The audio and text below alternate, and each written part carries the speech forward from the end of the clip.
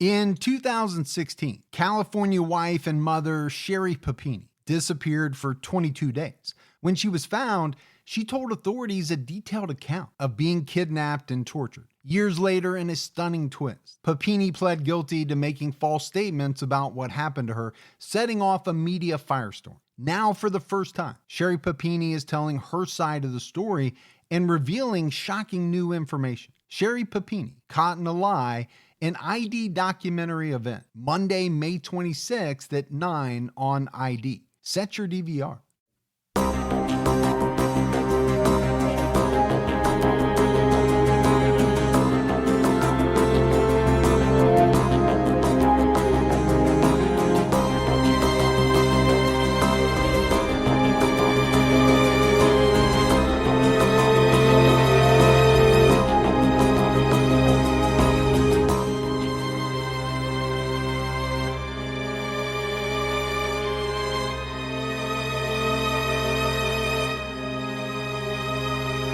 Hello, everyone, and welcome to episode 282 of the True Crime All the Time podcast. I'm Mike Ferguson, and with me, as always, is my partner in true crime, Mike Gibson. Gibby, how are you? I'm doing good, man. How about you? I'm doing very well. You and I are trying to get back into the swing of things after CrimeCon. Yeah. We had a blast. We did. We met some amazing people, some for the first time, some that we've known for years and years and years. It was amazing. It was. But the red-eye flight home, trying to get over the constant thirst and dry mouth I had in Vegas. Right. That was something I wasn't expecting. The weather was amazing.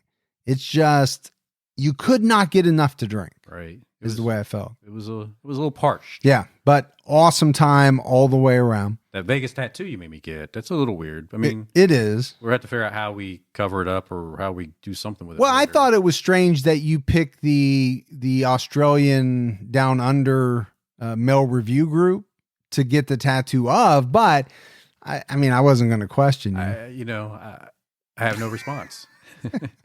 Let's go ahead and give our Patreon shout outs. We had Carol Abbas. Hey, Carol. Lena Sundstrom. What's going on, Sunstrom? Delane Perry. Hey, Perry. Lisa Whitney. Hey, appreciate that, Lisa. Caitlin Nedham. What's up, Nedham? Sarah Michelle Notgeller. Well, what's going on, Sarah? Danielle. Ooh, Danielle. King Tasty jumped out at our highest level. What up, Tasty? Afra Fowler jumped out at our highest level. Hey, Afra. We had Jamma. What's up, Jamma? Cindy Hudson. Hey, Cindy.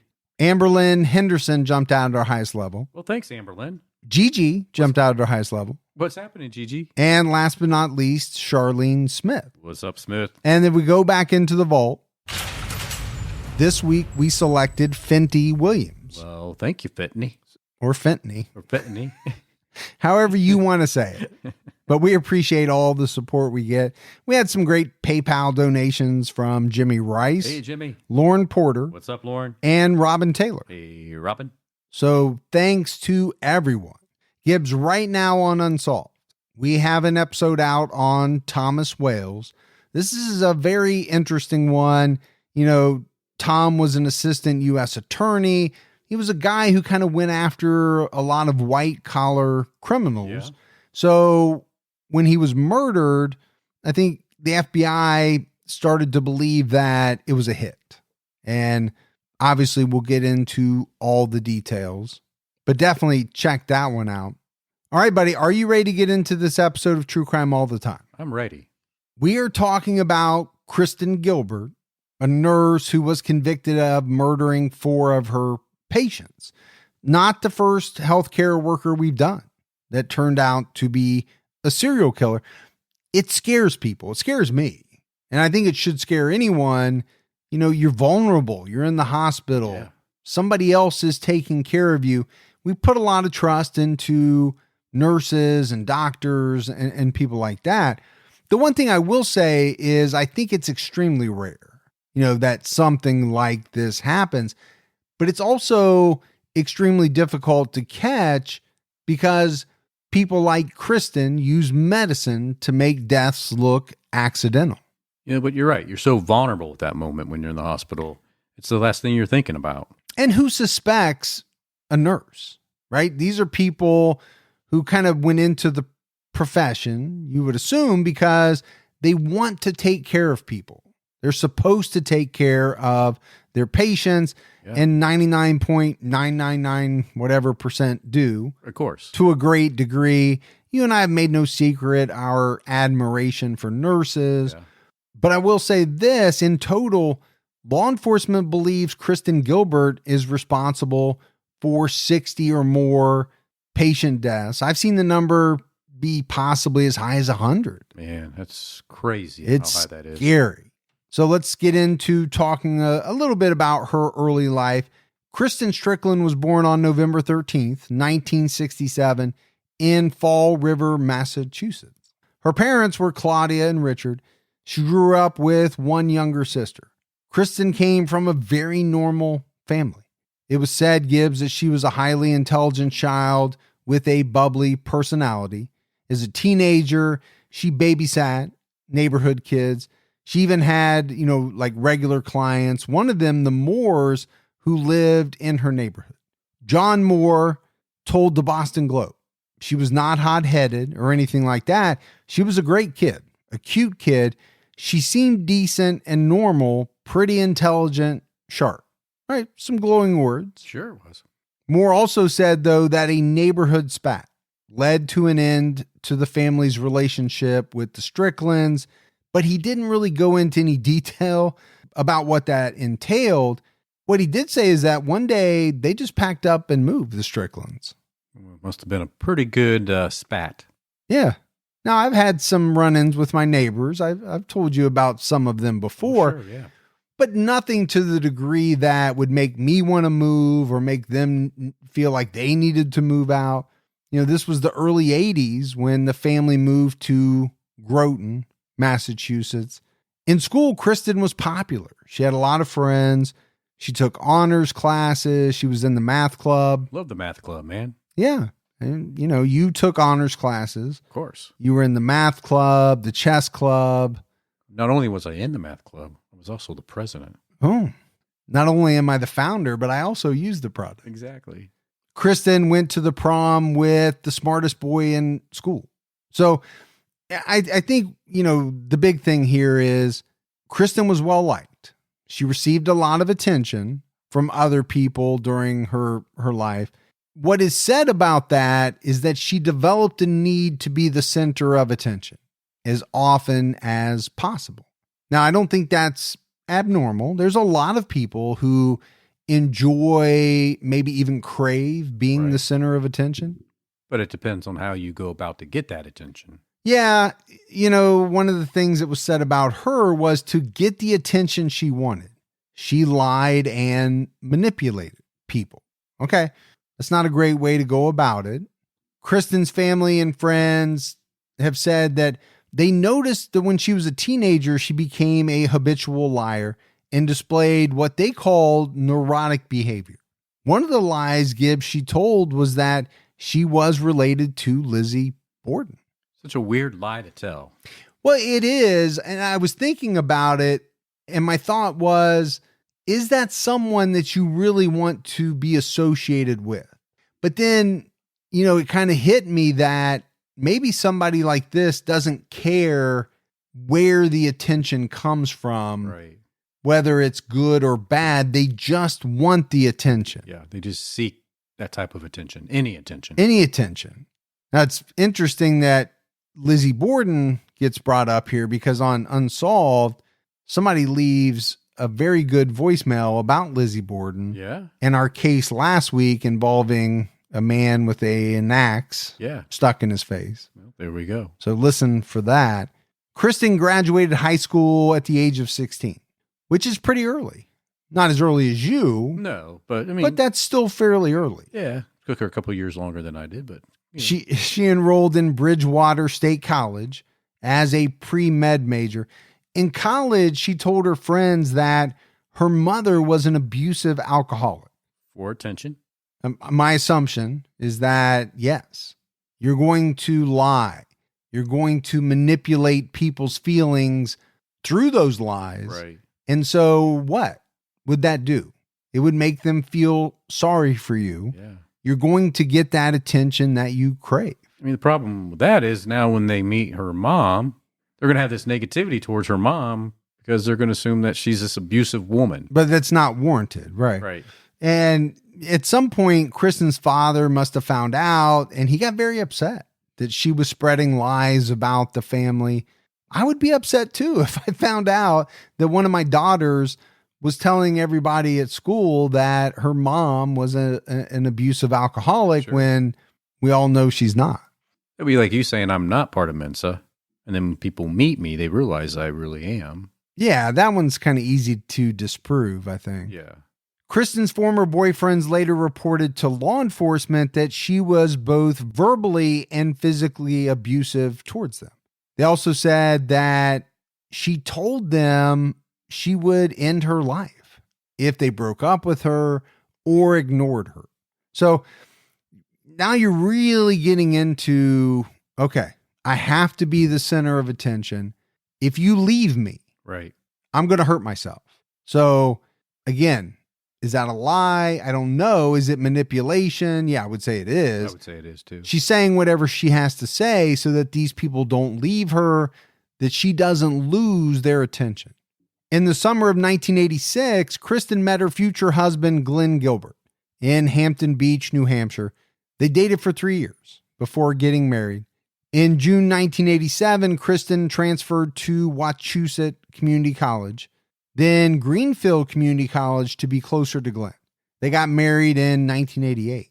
But Gibbs, just the month after they got married, Kristen chased Glenn around the house with a knife. After an argument, Glenn said that he had to lock himself in a room and wait for her to calm down.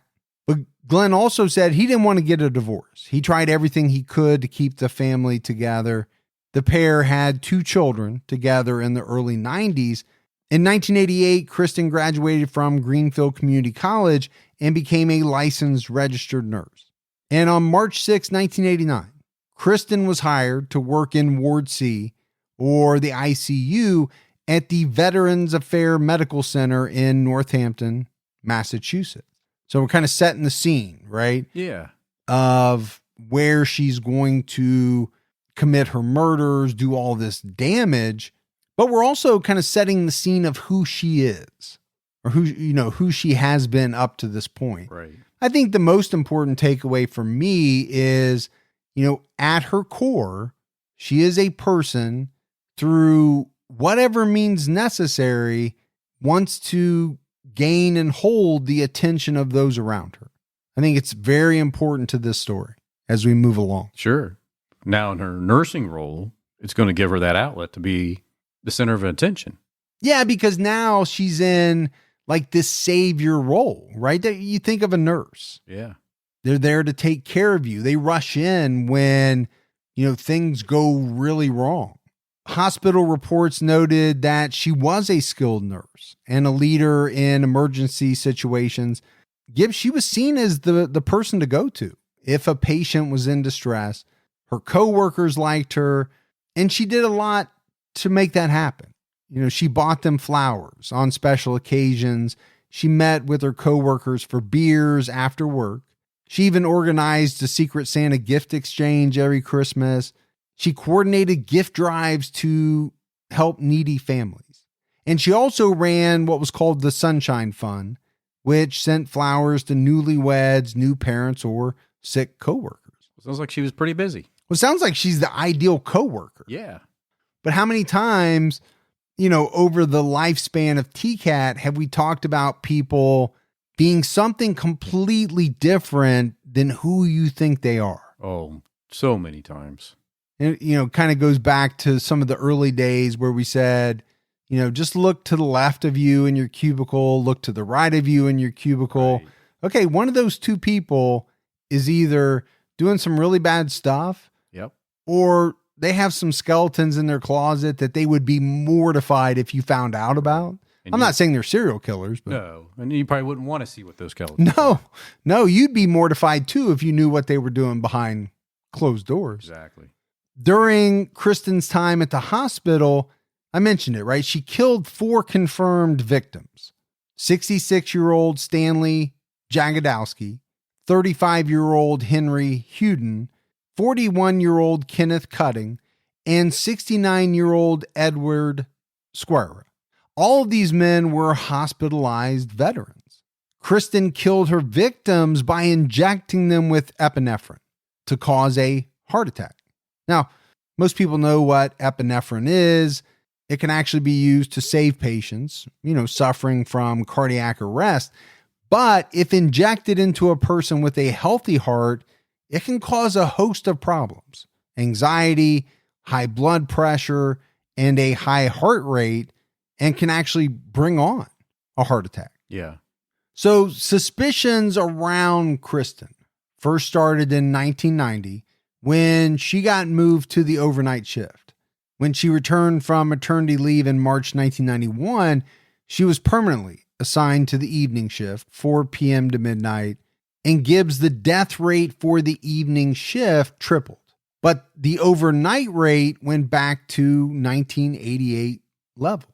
So, I think if you were just looking at it based on those facts, you would say, something's not right here. And the common denominator is Kristen Gilbert. Now, when you're in it, it's probably not that easy to put that all together. Right. After the fact, it's very easy. Oh, of course, it always is. From January 1995 to February 1996, 37 patients died while Kristen was on duty. During her entire time working at the hospital, she was on duty for more than 100 deaths. So, that's kind of where some of these numbers come in. We said it right up front. She's only going to be convicted for 4 murders. And I say only, that's still a lot. It is. Too many murders. But when you're talking about 40, 60, possibly 100, well, those numbers are staggering. And then the fact that a lot of people believe she's responsible for all those. Well, just take any killer.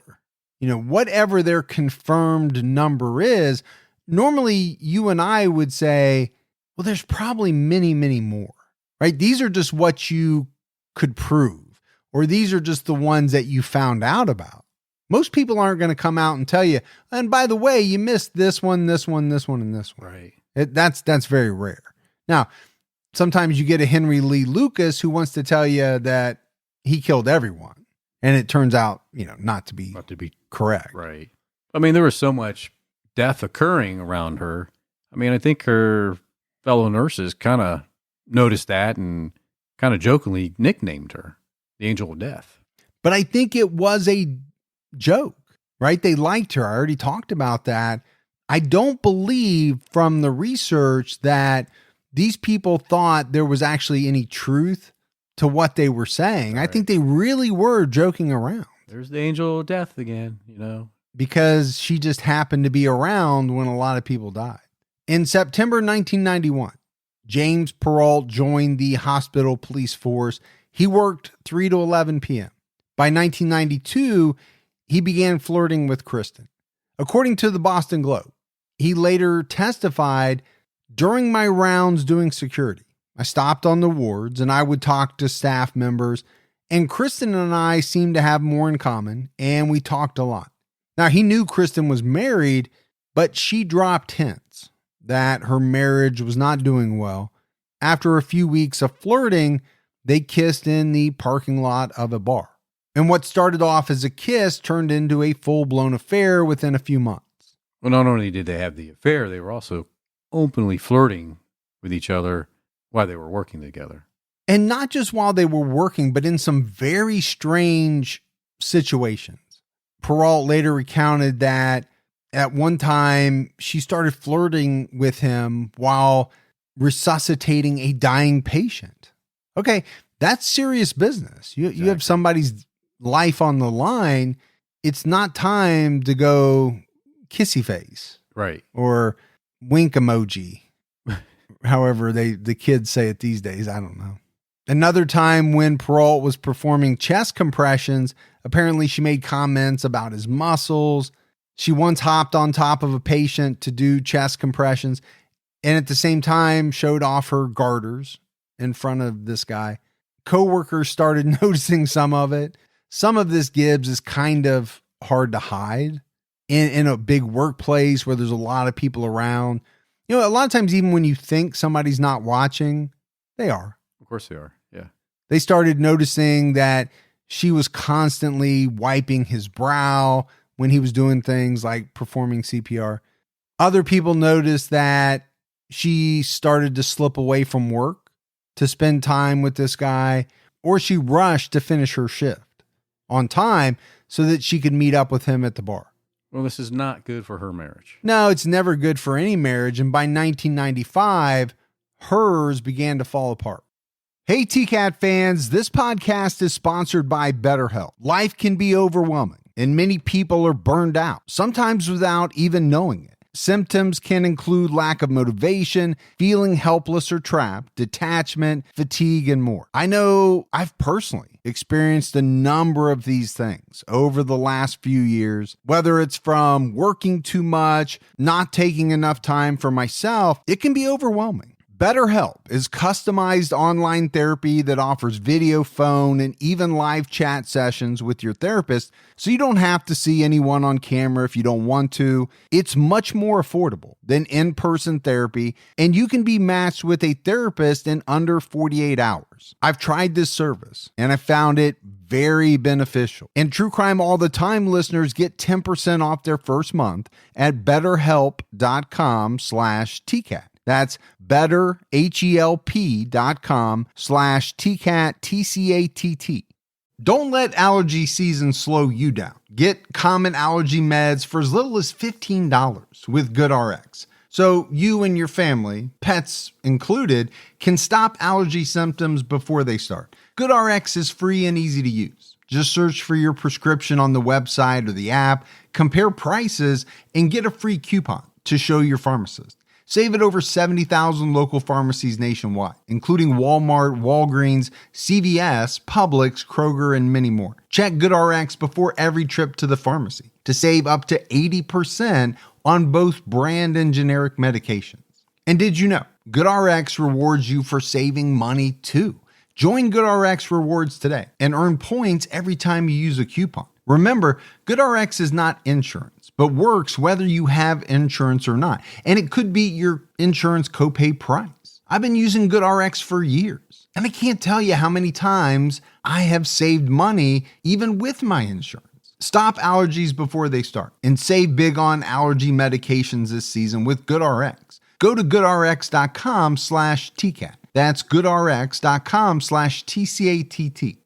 Kristen's first victim, Stanley Jagodowski, died on August 22nd, 1995. He was a retired truck driver and veteran. Jagodowski was admitted for post-operative bowel obstructions on August 21st. Dr. Greg Blackman looked through his charts and his lab results.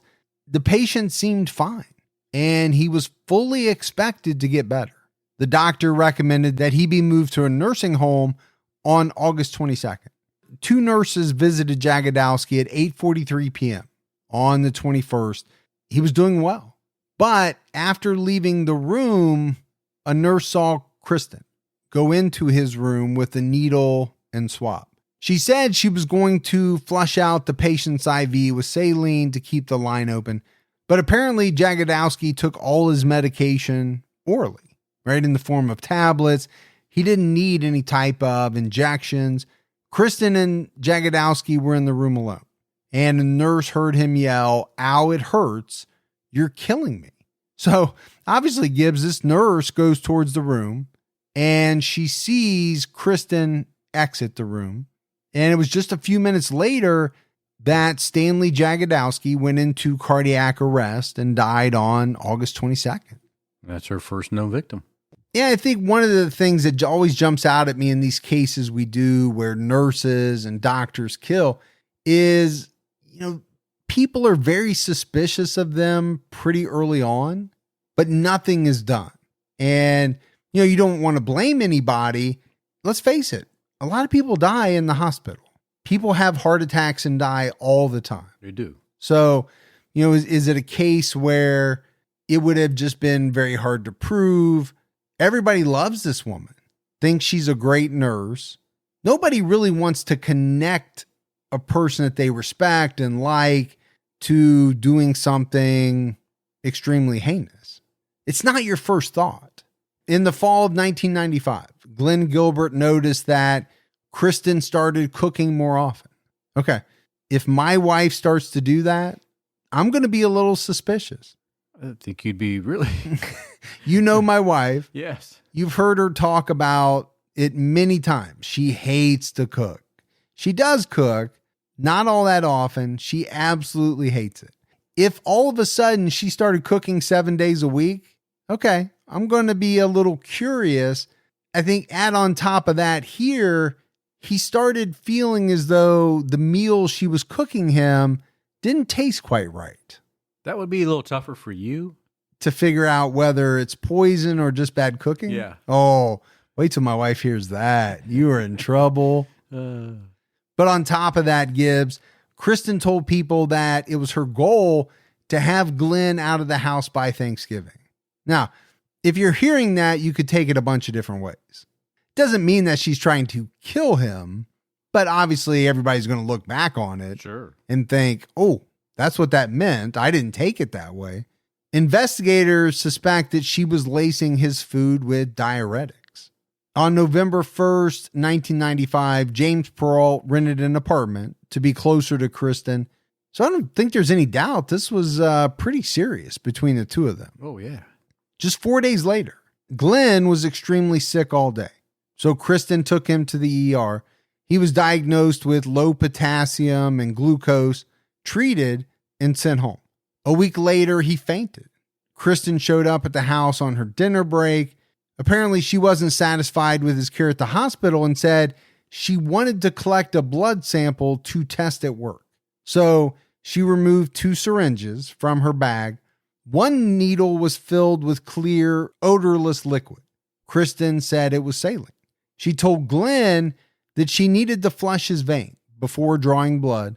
When the needle went in, Glenn's arm instantly felt cold. He lost color in his arms and chest. He asked her to stop. Yeah, but she wasn't going to stop. No, she pinned him against the wall and injected him again. He passed out on the bathroom floor. He woke up a few minutes later. Now, Kristen tried to tell him that he fainted when he saw the needle, and she pretty quickly put the syringes away and said that the blood draw was not going to work. So obviously Glenn lived, right, to tell this story later on. Kristen's defense would later argue that this incident wasn't even mentioned until she got into a custody dispute with Glenn. They also said if Kristen was going to kill Glenn, then why didn't she do it when he lost consciousness? That's a good point. It's a good point. It's kind of a strange argument to make. Hey, our client's not a killer, but if she was going to kill this guy, why wouldn't she have done it during this point in time? It wasn't long after this that Kristen told Perrault she was being abused at home. And I guess he gave her an ultimatum. If she didn't leave Glenn, he would leave her. And this upset Kristen. She walked over to a payphone, called Glenn, and said she was leaving him. And that's what she did. She moved out on December 1st, 1995. And just about a week later, on December 8th, Kristen murdered her next victim, Henry Huden. Huden got a head injury during a fight at a pizza shop on a military base. I guess he tried to break up the fight, and during that attempt, he was struck on the head with a beer bottle. So that's pretty bad, right? To get hit in the head with a beer bottle. But what happened was he fell on the floor and hit his head again. And it was a bad fall. I read, Gibbs, that he hit his head hard enough to detach his retina, and he was in a coma for 3 weeks. Severe. Yeah, it's a severe head injury. The head injury seemed to trigger or worsen his schizophrenia symptoms. He became argumentative. He started experiencing hallucinations. He was in and out of the VA hospital for medication and monitoring. But I guess whenever he felt better, he would walk out without telling anyone. He did this on December 7th, but was so sick with the flu that he asked his mother to take him to the hospital on the 8th.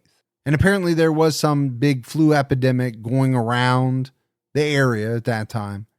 Henry's mom didn't want him to be turned away, so she told him to say that he took pills or alcohol. So that's what he did. He told hospital staff that he took 50 red pills and drank a 12-pack of beer. He was sent to Ward C, but a few minutes later, his mother said that he screamed at her, "You can't leave me here. You can't leave me in this building. People are dying around here for no reason. The patients are talking about it. The staff is talking about it. The staff is talking to the patients about it." All right, so he got a lot of information in what must have been a relatively short amount of time, but his mom believed that he was having a delusion. And a staff member assured her that Henry would be taken care of, so she left at 4:45 p.m., leaving Kristen and Henry alone in the ICU. So I mentioned at Gibbs, Henry had schizophrenia. He was also suffering from the flu at the time, but he had no other medical conditions. He definitely didn't have any heart conditions. Dr. Blackman examined him and determined that he would make a full recovery. But Henry coded at 5:48 p.m. and was revived with CPR. On an episode of Snapped, it was reported that Dr. Blackman said it was a great thing. And Kristen responded, "I wouldn't be so happy." Dr. Blackman then asked her why, and she said, "Oh, he's schizophrenic." Henry went into cardiac arrest 3 more times in 6 hours. He was resuscitated twice, but the third time his heart was too weak to recover, and he died at 10 p.m. Dr. Blackman had to call Henry's family and tell them that we lost him. And the family didn't have any idea what he was talking about. I think at first, Gibbs, they thought that he ran away. Right. So the doctor had to explain that no, he passed away from cardiac arrest. I think the family was in shock, and rightfully so, right? He goes in, he's got the flu. The doctors assure them that he's fine. He'll make a full recovery. Now he's dead. So at first they believe that maybe, a doctor ordered an incorrect medication. I don't think the first thing that jumped to their minds was that this was a murder or there was something sinister going on. But oh boy, was there. Oh, there's no doubt there was. On December 20th, 1995, Kristen filed for divorce from Glenn.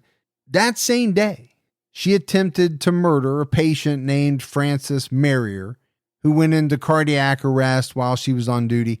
Kristen was irritated that night when she couldn't leave work early, so it's thought that she poisoned this 72-year-old veteran. Okay, I'll show you. You won't let me leave early tonight.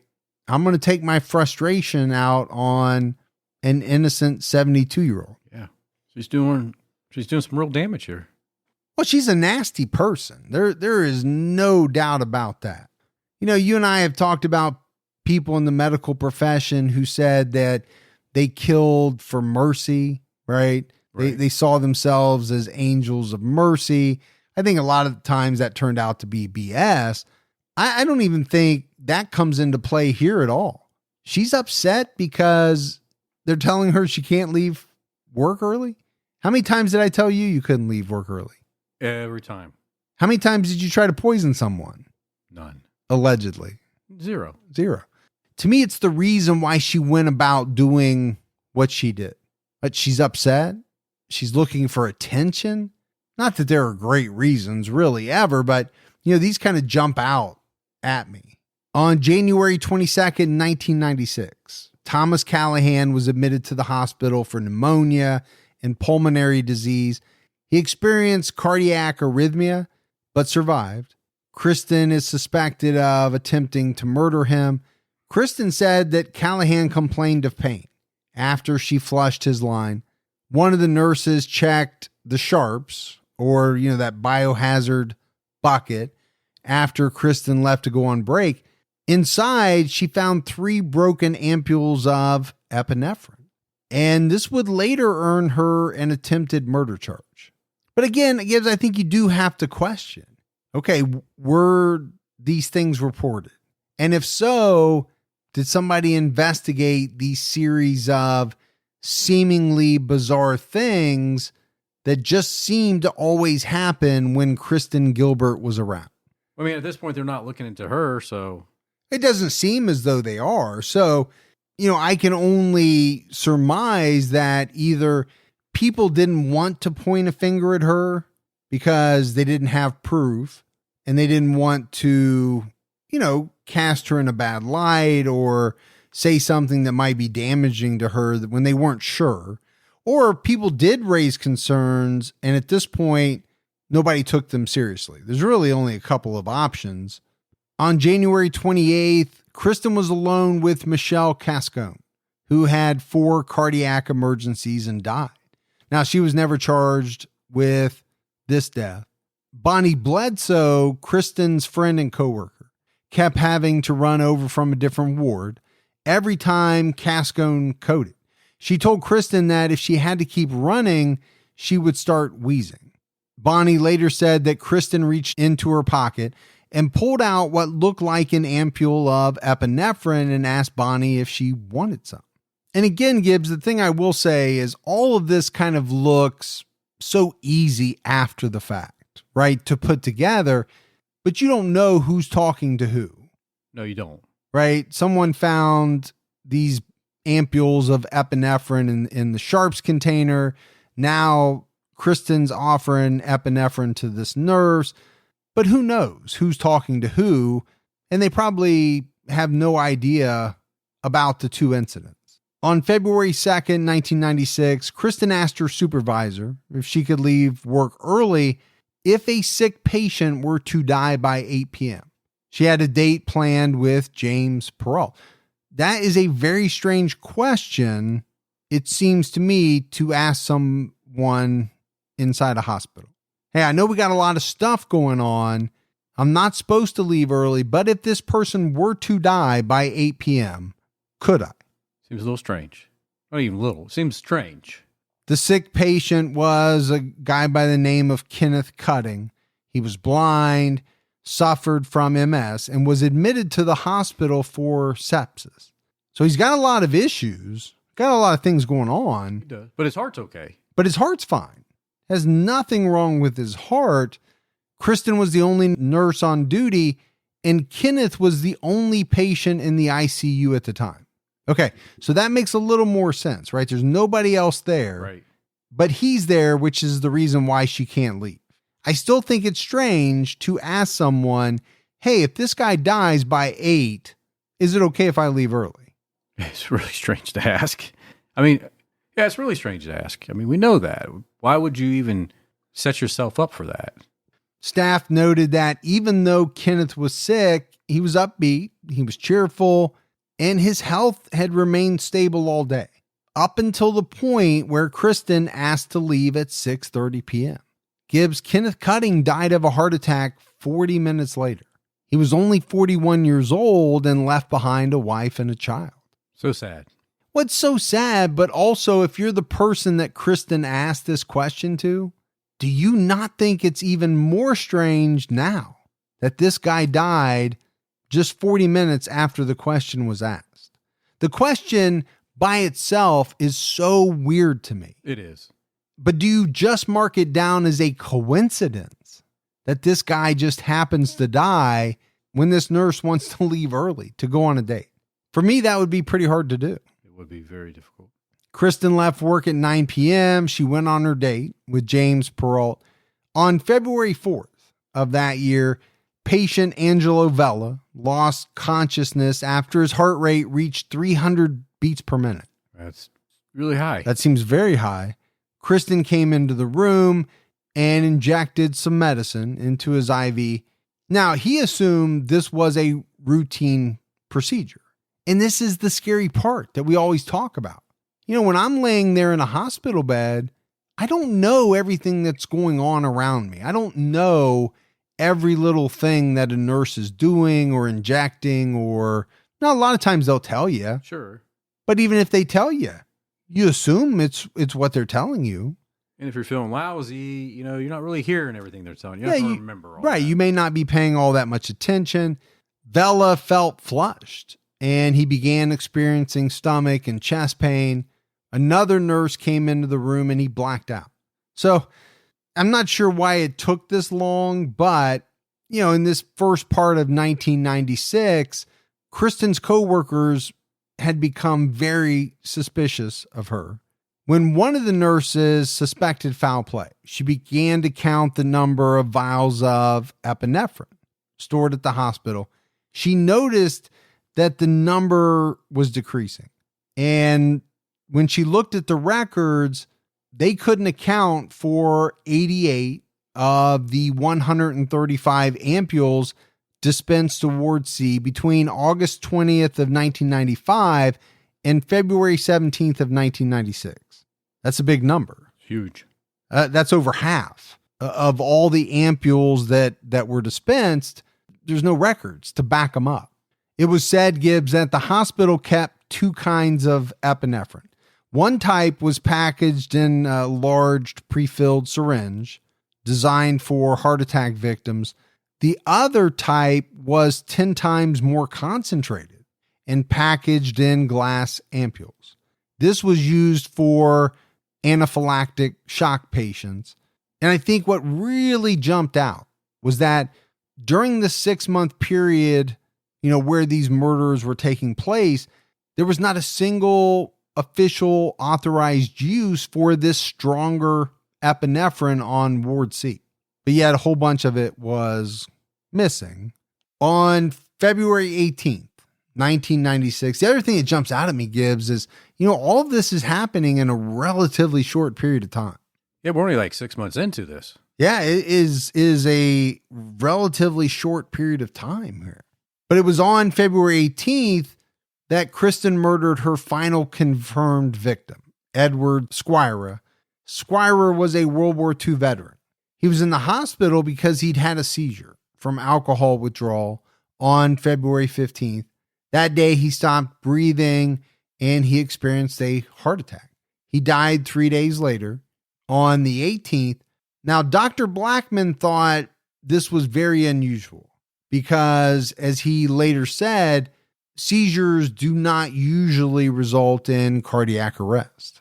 So this is going to make him and maybe some other people at the hospital somewhat suspicious. Yeah, we already said there were some nurses that were suspicious.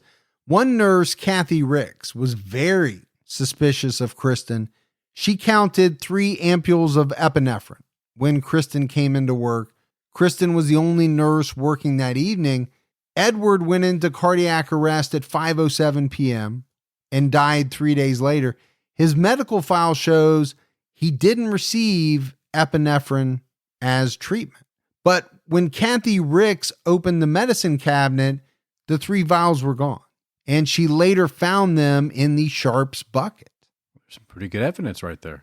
Evidence that something is going on. Right. Something's not right. Yeah. On February 17th, another patient became nauseated and felt a burning sensation after Kristen flushed his line.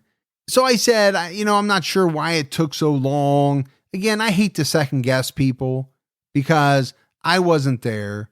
You weren't there. No. All of this stuff, I think, is easy to Monday morning quarterback. I think it's much tougher when you're in the middle of it. Yeah, every day's going on, just your normal routines. Hospitals are busy places. Yeah, I mean, it's just constantly keeping busy, and you're not going to have time to think about, wonder what's going on over there. Well, right? and at a certain point, okay, you're suspicious, but do you want to ruin someone's career over a suspicion? Or do you want to cast doubt or paint someone as a murderer? No, we're not talking about someone stealing here. We're talking about, someone taking people's lives. It's very serious. At what point are you willing to step forward and say, I think this person is doing X? Right. Because it's really kind of hard to come back from that point, right? It is. And I think there's a lot of people also that don't want to be that person that they don't want to get involved. Yeah. Look, I'm here to make my paycheck. I'm coming in, going to do my nurse thing. Well, I just want to go home afterwards. Here's the other thing, Gibbs. If this woman's a killer, okay, what's gonna happen if you're the one that rats her out? Yeah, you could be next. Does that go through somebody's mind? Maybe, possibly. But eventually, 3 nurses, John Wall, Kathy Ricks, and Renee Walsh, went to management to report their concern about the increase in heart attacks in Ward C and the decrease in epinephrine supplies. Less than 2 weeks later, Stephen Plant, a special agent for the Department of Veteran Affairs, got a call from the hospital Hospital management expressed concerns that during the last year and a half, the amount of codes and deaths in the ICU had doubled. Nurses came forward to report one of their colleagues was killing patients. So, like I said, they might have been hesitant up to a point, but now that is gone. They're coming out, full bore and saying, we believe this woman is killing people. So this guy started an investigation, and all he had was a name, Kristen Gilbert. What they did was cross-reference suspicious deaths with her work schedule. Okay. Seems like a good first step, right? Pretty easy to do. Sure. And what they saw was that when she worked in the evening, there was a spike in deaths. When she was moved to day shift, there was a spike in deaths. Police found that Kristen was on duty when 37 of 63 patients died in Ward C. They also found out that empty ampules of epinephrine were found near the rooms where her patients died. And it wasn't long after this that Kristen left the hospital permanently. She said she hurt her shoulder at work and she couldn't work anymore. Now, she kept tabs on the investigation through James Perrault, right? He still worked there. And he answered her questions because, as he would later say, he really wanted to believe she was innocent. I think he loved her. Well, of course. Yeah. He wanted her to be innocent. And if you really love someone, pretty tough, I think, to believe in your heart that this person is a murderer. Kristen was questioned for the first time on March 8th, 1996. Her attorney argued that her presence was always a coincidence, and her numbers for codes were artificially inflated because nurses always asked her for assistance on their codes. And I did mention that. She was like the go-to person. Kristen became upset with everyone at the hospital. She didn't understand why her coworkers didn't trust her. She felt as though they were trying to ruin her life. But over time, Gibbs, even James Perrault, started to believe the rumors. So he began hiding details of the investigation from Kristen.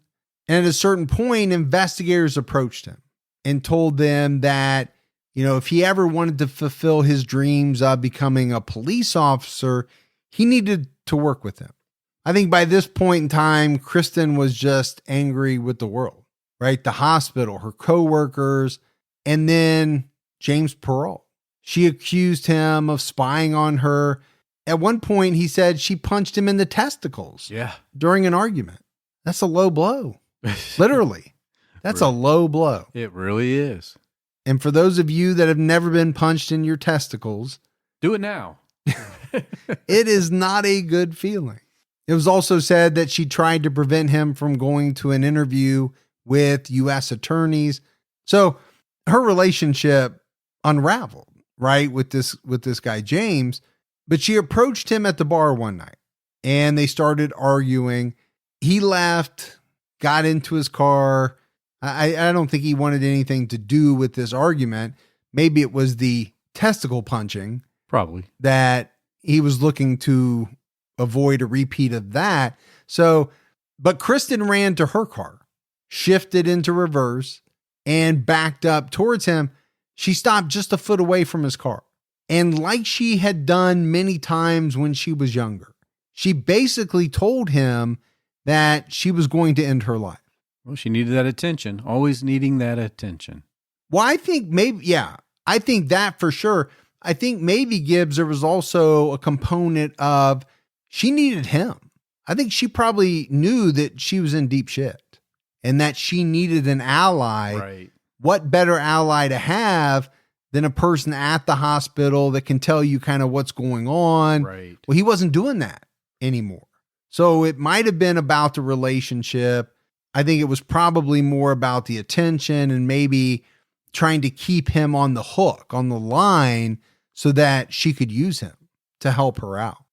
Once the temps start rising, I realized I was back in the same worn out rotation, same tank, same shorts, same everything. So I gave my daily uniform an upgrade with Quince. Their pieces are easy, elevated, and somehow make me feel more put together without even trying. Like their 100% European linen shorts and dresses from $30. Luxe swimwear, Italian leather platform sandals, and so much more. The best part, everything with Quince is priced 50 to 80% less than what you'd find at similar brands. By working directly with top artisans and cutting out the middleman, Quince gives you luxury without the markup. And Quince only works with factories that use safe, ethical, and responsible manufacturing practices and premium fabrics and finishes. I'm getting ready to stock up on shorts for summer from Quince, and I know they're going to be amazing because everything I've ordered has been of the highest quality, and the prices are amazing. Treat your closet to a little summer glow up with Quince. Go to quince.com/TCAT for free shipping on your order and 365-day returns. That's QUINCE.com/TCATT to get free shipping and 365-day returns. Quince.com/TCAT. You know, my wife and I do a lot of shopping online, and we always use Rakuten. Rakuten is the smartest way to save money when you shop because you earn cash back at over 3,500 stores. We're talking fashion, beauty, electronics, home essentials, travel, dining, concert tickets, and more. Your favorite stores like Macy's, Nike, Sephora, Dyson, and Lowe's. And that's just to name a few. Pay Rakuten to send them shoppers. And Rakuten then passes on a part of that payment to its members as cashback. Cashback is deposited directly into your PayPal account, or Rakuten can send you a check. You can even maximize your savings by stacking cash back on top of other deals, like store sales and coupons. You're already shopping at your favorite stores. Why not save while you're doing it? It really is a no-brainer. Membership is free, and it's easy to sign up. Get the Rakuten app now and join the 17 million members who are already saving. Cashback rates change daily. See Rakuten.com for details. That's Rakuten. Your cash back really adds up. In June 1996, a federal grand jury began an investigation into the case. The next month, Kristen was admitted to a civilian hospital after overdosing on Fiorenal tablets. I've never heard of those. To be honest with you, I don't know what they are. She was admitted to a psychiatric unit the very next day. She called James that night and said, "You know, I did it. I did it. You wanted to know? I killed those guys." And then she hung up the phone. Just that simple. Click. Imagine getting that call. Well, you know, like I said, here's a guy who I believe was in love with her. In the beginning, he didn't want to believe the rumors. Obviously, something changed. He got more information. He started to believe them. And then at a certain point, I think he knew this woman was dangerous. She most likely had done some very bad things. But what would be one of the first things you do after you get that information? Me personally? Yeah. Well, I think I'd go to police. I'd call police at the very least. And I think I would do that. And I'd want to make sure she stayed away from me. Oh, yeah. And I think he did go and file for a restraining order against her. You know, she'd already punched him in his huevos. Yeah. And so I think that being physically abusive, now she's admitted to murdering 4 people. Yeah. At least. This is a person that I might want help from the police to maybe help keep her away from me. At the very least, I'd be wearing a cup around at all times. I remember those. From your wrestling days? From my wrestling days, that's right. When you used to wear the tights, the required uniform? We call them singlets. Singlets. I called them single tights. Back when you were on Team Foxcatcher? That's exactly right. Yeah.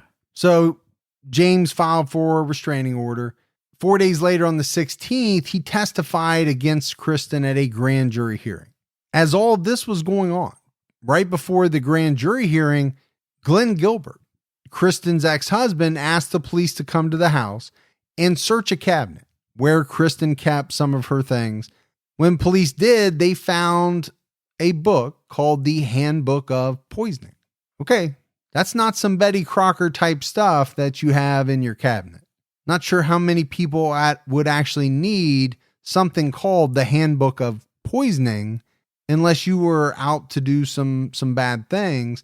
Put that together with the rumors that she'd poisoned and killed people. Okay, the puzzle pieces are starting to fall into place. It's definitely adding up here. On August 20th, Kristen was placed in a psychiatric ward in Arbor Hospital for the third time that month. She eventually got out, and the next month, she showed up at Glenn's house and tried to attack him with car keys. Hey, car keys can be dangerous. They can be. I was thinking the same thing.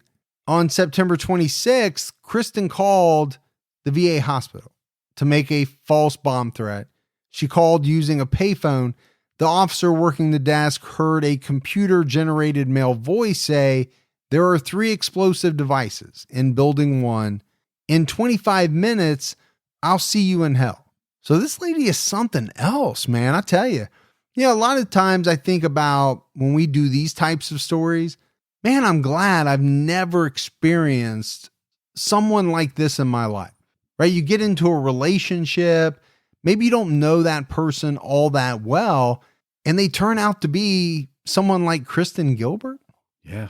Where you're looking over your shoulder. You don't know what this woman is going to do day in and day out. What she's capable of. Well, we know what she's capable of. Well, we know, but maybe. Right. Maybe you're right. What could she be capable of? Now, Kristen made this call to throw off the investigation, but she actually ended up helping the agents. For one thing, she didn't know that she was being followed, and a police officer actually watched her make the phone call. The police traced the call from that payphone to the VA hospital. The agents drafted a search warrant, they got it signed, and they knocked on her door. Kristen was home alone. The agents told her she was not allowed to take anything out of her house. She told them that they weren't going to find anything. The agents didn't actually know what they were looking for. They were just looking for any type of incriminating evidence. One agent found the jacket that she was wearing when she made the call. Inside the pocket was the operating instructions for the voice-changing device. Another investigator found a talk boy in a bedroom closet. I don't know if you remember what a talk boy was. You probably wouldn't because you would have been too old. I was too old to have one of these. I remember, I think, seeing them advertised, though. It was a toy that would change the sound of your voice. I just do that naturally. Well, you're a master. Yeah, I mean, I talk like this, or I can good die, or you can do all kinds of things. Yeah. The agents also took medical books, computer books, journals, and drug books. In the drug book, Kristen had turned down the page on epinephrine. As people like to read, we call that dog ear in the page. Mm-hmm. That's a good term. Yeah. And I think you're using it 100% correctly. So kudos for that. Kudos is a dog in a movie, Stephen King's. Well, how about an attaboy? I'll give you an attaboy. How about that? Police also found what looked to be suicide notes in the apartment. One note said, "Well, over the past few months, I have changed. I was a fairly likable, independent woman that ended up a weak, dependent, unlikable person who can't make it through 2 hours, never mind a whole day without crying. I've become completely unpredictable, impulsive, and self-destructive. I don't really like this person." The Boston Globe reported that in a letter postmarked September 30th, Kristen wrote to Peralt, "It should be over when you get this. It's kind of funny because earlier this week it was you that convinced me this was the right choice. I was out driving one night and I drove by the VFW and saw your car. I couldn't help myself. I pulled in. I saw you in the window playing darts, but I couldn't go in, so I just watched you a while. I never lied to you about loving you. I meant it from the first time I said it." So I think different people could read those notes and probably take them in different ways. Could you make a case that they're suicide notes? I guess you could. You could also make a case that, one is just kind of the thoughts of someone who's going through a really rough time. The other one is a note to someone with whom they're having a relationship problem. Either way, I think it's definitely a cry out for help because she wants attention. Yeah, I would say that too. So they've got some evidence, but it's all circumstantial and it's not enough for a murder charge. What they did have was enough to charge Kristen with making the bomb threat. On September 30th, Kristen was court ordered to be admitted to Bay State Medical Center. There, she was diagnosed with borderline personality disorder. On October 8th, Kristen was released from the medical center and arrested. But she didn't really spend much time in jail. It was less than a week. She was released and ordered to live with her parents in Long Island until her trial. And her trial didn't begin until January 7th, 1998. On January 27th, she was convicted of making a false bomb threat and sentenced to 15 months in prison in April 1998. So it took a while. She got 15 months, but this was all around the bomb threat, right? None of this had anything to do with murder, attempted murder, anything like that. But autopsies were performed on Kristen's victims after their bodies were exhumed. And these autopsies found that the victims died of epinephrine poisoning. Now, their causes of death in hospital records was a heart attack. Edward Squire was exhumed on November 27th, 1997. Charles Jagodowski was exhumed on July 13th, 1998. Lethal amounts of epinephrine were found in both men's remains. And this really was the key evidence that authorities needed to put forth murder charges against Kristen Gilbert. Yeah, now they can finally move forward. You know, they've been wanting to do this. Now they can finally make it happen. Well, we've talked about this in other cases, right? So she's in prison for an extended period of time, not forever, but for a fair amount of time. That had to have given police at least the feeling that, well, she's not out there hurting anybody else. We can take our time. We can build our case. We can exhume the bodies. It sounds like that's what they did. On November 24th, 1998, Kristen was indicted on 3 counts of first-degree murder. She pleaded not guilty to 3 counts of murder, 2 counts of attempted murder, and assault charges. On May 14th, 1999, a 4th charge was added, the murder of Charles Jagodowski. Kristen was tried in a federal court. And one thing that I found interesting, Gibbs, was that, Massachusetts doesn't allow capital punishment. But because these crimes were committed on federal property, she was subject to the death penalty. It's a VA hospital. That's right. If she had committed these murders in a civilian hospital, there would be no chance at getting the death penalty, at least in Massachusetts. What a different twist when you think about it that way, right? Because like you said, she was in a federal facility, so it's a federal crime. Well, I think to most people, it's a big difference. Yeah, it's huge. Life versus death. No, I'm sure that's not something she thought about while she was carrying out her murders. Oh, I better be careful. I'm on a VA hospital, which is, federal property. I'm sure that didn't enter into the equation. Kristen's trial began in October 2000 with jury selection.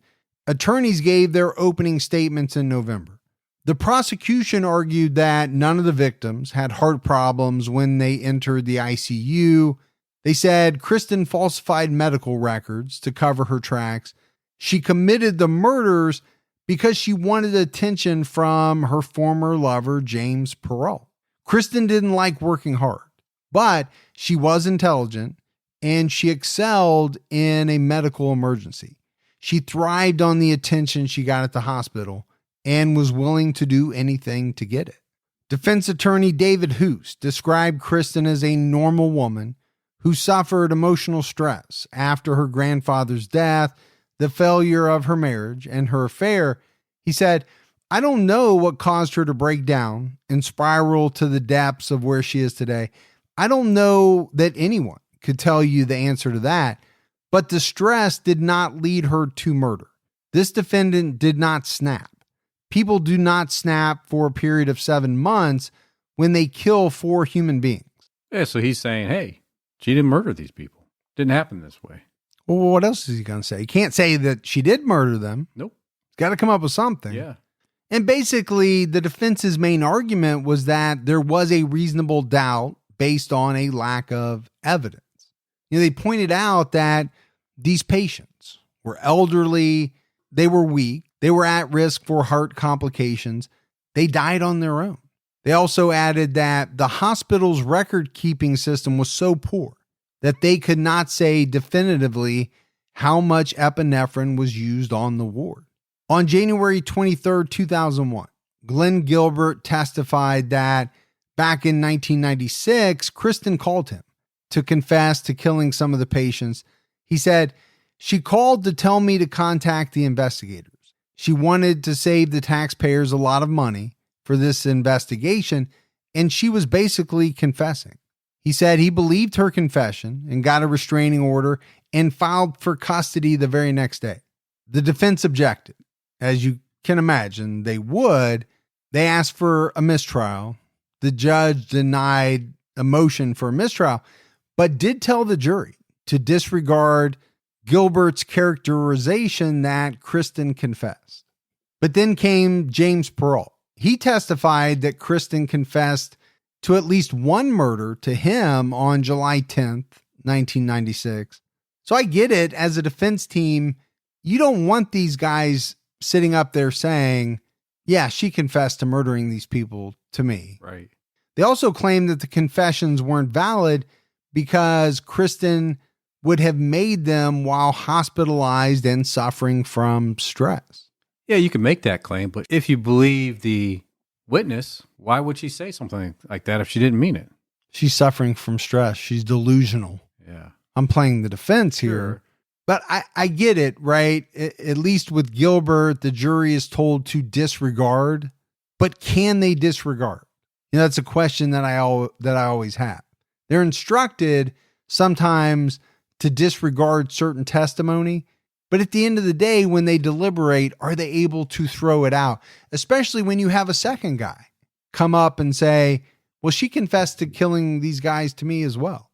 In the prosecution's closing argument, they said these 7 victims were veterans. They were vulnerable. They were the perfect victims. When Kristen Gilbert killed them, she used the perfect poison. The defense tried to argue that Kristen was falsely accused by coworkers who were upset with her that she was having an affair with Perrault. They said she was scorned by her peers and her coworkers. You must understand how rumors about what was going on in Kristen Gilbert's life affected, colored, and stained everyone's opinions of what was going on in Ward C. But on March 14th, 2001, Kristen Gilbert was convicted of 3 counts of first-degree murder, 1 count of second-degree murder, and 2 counts of attempted murder. Now you got to deal with sentencing. And remember, this is federal, so she could get death. Yeah, and on March 26th, the jury voted not to impose the death penalty. On March 22nd, a judge sentenced Kristen to 4 life sentences without the possibility of parole, plus an additional 20 years for attempted murder and some of the other lesser charges. And I don't think she deserved anything less. I don't think this is a woman who should ever see the light of day. I agree with you. Should ever be allowed around other people again for what she did.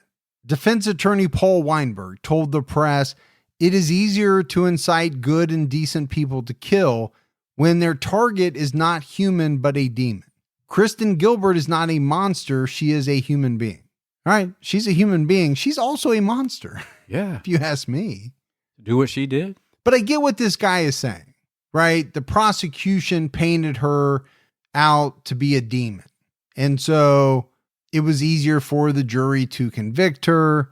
What's a defense attorney going to say? Yeah. It's kind of what I come up with a lot of the time.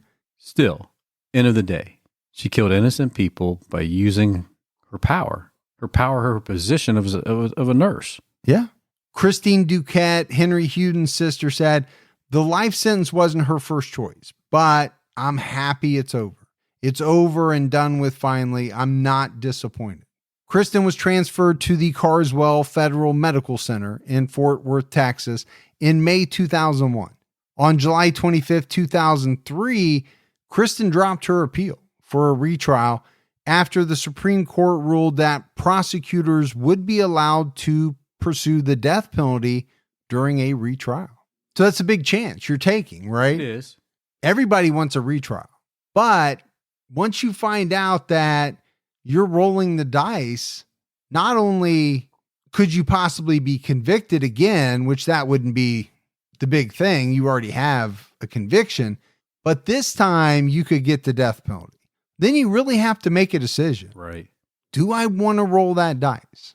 And obviously she did not. Smart choice for her.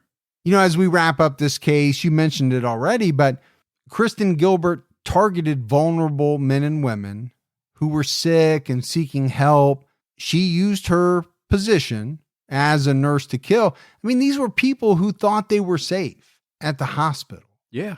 As we all do. It's the reason why we go to a hospital. We're in need. We need somebody with medical experience to take care of us. We want to feel safe. We should feel safe. Yeah, the nurses are there to help and protect, not to harm and destroy a human life. Well, the problem that these people had is there's no way they could have known that they were being cared for by a serial killer. Now, I do want to say, you know, there was a lot in the research about the fact that some psychologists do not believe Kristen actually intended to kill her victims. They believe that, you know, she wanted to call code. Sure. So she needed her patients to be in a state so where she could call a code. And then she jumps in, takes on the savior role, and is looked at as, you know, the hero. I could maybe agree with that if it was just one victim. But once that happens to one victim, would you not say, oh, I shouldn't do that? Yeah, it's not working the it's way not I working. thought. Exactly. But to do it again and again, and I mean, you know, like we said, potentially the count is a whole lot higher than what she was convicted of. Now, some hospital staff believe that she was trying to demonstrate her nursing skills by creating these emergency situations where none existed. And I think some people do look at it and say, okay, just like you said, yeah, she probably most likely killed a bunch more people. Right. But many of her patients did survive cardiac arrests and other medical emergencies. So why is that? Maybe she didn't have the opportunity. Maybe there were other people around. Maybe she didn't feel as though it was the right time. You know, like we said, others, and I think especially the prosecution made a lot about Kristen creating these emergency situations to get the attention of James Perrault. I don't know if I buy that one as much as some of the other theories, because I feel like she already had his attention. Right.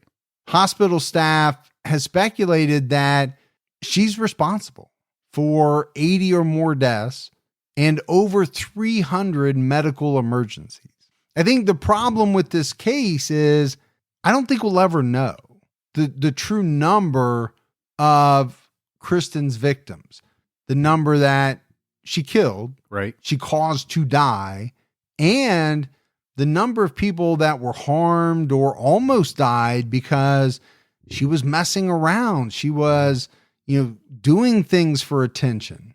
I think we can feel safe saying it was definitely more than what she was convicted of. Yeah, I don't think anybody doubts that. I think most people are on board with that. You know, what is the true number? It's pretty tough to say. One of the things that I'll go back to, Gibbs, is, you know, just kind of looking at the number of deaths. Okay, it rose every time she switched shifts, and it declined when she was no longer on that shift. That's more than a coincidence. That says a lot. It said, yeah, to me, that speaks volumes. But again, we have another person in the medical profession taking lives when everything we're taught. And granted, like I said, 99 point whatever percent right. of medical professionals believe in that credo, do no harm. They go into that profession because they want to help people. You know, my daughter, my youngest, wants to be a nurse. Right. She wants to help people. Yeah. And I truly believe she will. She'll be a great nurse. My mom was a nurse. She was an amazing nurse. And so yeah, we're always blown away by some of these individuals that turn out to be serial killers. We can't understand why they do what they do. We look at them as, boogeymen or whatever, the stuff of nightmares. This is very scary as well in a different way. As we've said before, when you're in the hospital, you're so vulnerable. And when you have a person who is employed at a hospital, whose job is to save lives, to make people more comfortable, to make sure that everything goes smoothly, and they have a different agenda, and that agenda involves killing people, that is a very, very scary thing. It really is. But that's it for our episode on Kristen Gilbert. We got some voicemails, Gibbs. You want to check those out? Let's hear them. Hello, Mike and Gibby. This is good old Renee giving you a call again. In your latest episode, you were talking about prisoners putting things in their rectum. And I used to work with those who were incarcerated, so they would teach me different slang words. And that is known as your prison purse or your prison wallet. I just thought you might want to know. All right, keep doing what you're doing. Thanks. So some great insight from Renee. Yeah. And just like Gibby's real wallet. Don't be talking about my prison wallet. Yeah, I better leave that one alone. Yeah. Hey guys, I'm Oliver. I'm 24 from Stockbridge, Georgia. I work at Publix as a baker. I just want to let you guys know, I know a lot of people say they appreciate the humor and chemistry you guys have. And I do too, but I think more than anything, what's drawn me to your podcast over the past week is how respectful you guys are about these cases and how respectful you guys are about these victims, while also maintaining that lighthearted feel, especially because as a trans man myself, I recently went back and I listened to the Ed Gein episodes because, of course, I just started, so I missed them. And y'all handled them so gracefully and so tactfully in a way that a lot of other people that do true crime podcasts might not have. And I just want to let you guys know how much it means to me as a trans person. And I do have a suggestion for a case. As far as I could tell, y'all haven't done it yet. Maybe I'm wrong. You can let me know. But the murder of Marion Parker, it's, of course, a very sad case because anytime a child is abducted or murdered, it's tragic, but it's a very interesting case that I think you guys would enjoy looking into at the very least, even if you don't talk about it. I can't recommend it enough. I appreciate everything you guys do. I hope you have a lovely day, a lovely week. I hope everyone listening has a lovely week. Thank you guys so much. Well, thank you very much for that voicemail. And, the kind words, they mean a lot to us. They do. We do try to be respectful. I mean, are we going to say everything perfectly all the time? No. And I think it's very hard for, especially people who talk as much as we do, and sometimes off the cuff, to say things perfectly. But it's one thing that have strived to do from the very beginning. Are we going to badmouth some of these killers? Yeah, because they deserve it. But we're going to be respectful to the victims and just, kind of go about our business that way. Hi, my name is Taryn. I was wondering if you guys could guess where my accent was from. I wanted to say thank you to you guys for getting me through the toughest years of my life. I lost my dad 2 years ago on May 5th, and he loved true crime as well. So I kind of feel like I'm a little close to him when I'm listening to you guys. Thank you for everything that you do. You're amazing. Wow, that was very heartfelt. Yeah. It, is choking us up a little bit. It is. I lost my dad just a little bit more than 2 years too. So I understand where she's coming from. Yeah. So we love you and we're glad that we've helped you in any way, but also glad that, especially glad if there's in just the smallest way, Gibbs, we're helping her feel closer to her dad. Yeah. I mean, that's such a good feeling. I don't think people can fully realize what that means to us. Yeah. As far as the accent, I was detecting something Southern. I'm saying Arkansas. You're going to say Arkansas. Yeah. I was thinking like Southwestern more like, I'm going to say, see, that's not really Southern. I was going to say New Mexico for some reason. Really? But yeah, I don't know why. I really have no idea. You don't. I don't. That's just I'm throwing darts at a dartboard. This is a wag, man. It is. Yeah. I really have no idea. So now she's got to email or she's got to call back and let us know. Gibbs, we did have mailbag. Okay. All of this comes from CrimeCon. It does. And we had a ton of stuff, but we had, a fan, I cannot remember her name, but she made us a bunch of potato candy. Oh my gosh, it was so It good. was very, very good. Like 5-10 pounds of It was a lot. It was very heavy. I gained on my weight back. Our good friends, Matt and Fran, showed up for the second year in a row. And this time, Matt brought us some handmade knives, which are very, very cool. Almost had to keister that to get it on the plane. I know. I heard you almost forgot about it. Yeah. They would have had you up against the wall checking out your My prison wallet? prison wallet. I was going to call it a purse wallet for some reason. That jumped into my head. That's not right. But anyway, we appreciate it very much. And we had a great time. So, Gibbs, that's it for another episode of True Crime All the Time. So for Mike And Gibby. stay safe and keep your own time ticking.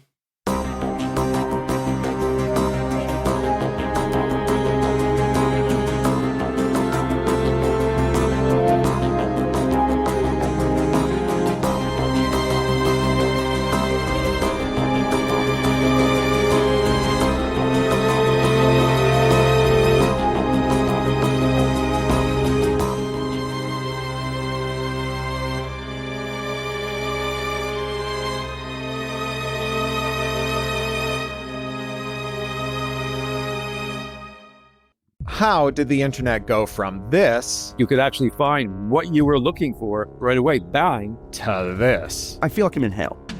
Spoiler alert, it was not an accident. I'm Cory Doctorow, host of Who Broke the Internet from CBC's Understood. In this 4-part series, I'm going to tell you why the internet sucks now, whose fault it is, and my plan to fix it. Find Who Broke the Internet on whatever terrible app you get your podcasts.